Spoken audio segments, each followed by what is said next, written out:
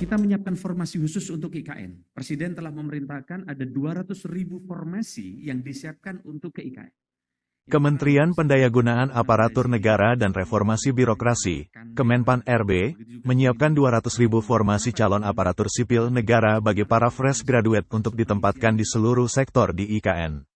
Maka atas dasar ini Bapak Presiden memerintahkan ke kami untuk menyiapkan rekrutmen baru, talenta-talenta digital, dan seterusnya, dan nanti akan dilakukan penerapan smart government. Lalu yang berikutnya adalah terkait dengan rencana pengisian ASN di IKN. Ini penting. Selain pegawai ASN yang dipindahkan dari Jakarta ke IKN, pengisian pegawai ASN di IKN juga berasal dari formasi CPNS khusus IKN tahun 2024.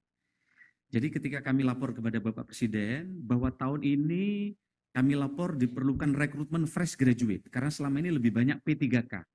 Maka saya dikomplain oleh fresh graduate, Pak Menteri, emang Republik ini Republik honorer katanya. Nah, padahal kami ini anak baru lulus, siap mengabdi kepada bangsa dan negara, kapan kami diberi formasi? Formasinya kan biasanya cuma kecil, paling cuma 6.000, 10.000. Nah, setelah kita hitung berapa yang pensiun 5 tahun lalu dan 5 tahun yang akan datang, maka kita mendapatkan data secara komprehensif, kita membutuhkan kurang lebih 600.000 fresh graduate. 600.000 fresh graduate ini adalah anak-anak muda yang nanti akan oleh tes seleksi terbuka, transparan, tidak ada lagi ada istilah orang dalam. Ya, tidak ada lagi ada istilah ASDP, anak saudara dan ponakan. Karena di situ semua sistemnya CAT. Maka KPK, kemudian Kejaksaan juga ikut tes di tempat kami. Termasuk juga Kemlu.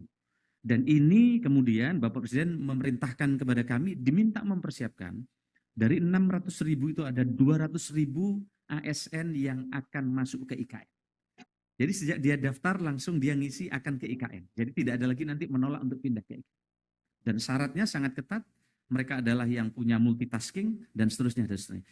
Ini adalah ASN sektor pusat, formasi khusus IKN 2024, kemudian kuota khusus putra putri terbaik. Nah, kami juga dalam waktu dekat, Presiden prinsipnya setuju, tinggal persentasenya akan dibawa di ratas, karena nanti persaingan sangat ketat untuk masuk ke IKN, peminatnya, trennya sangat banyak.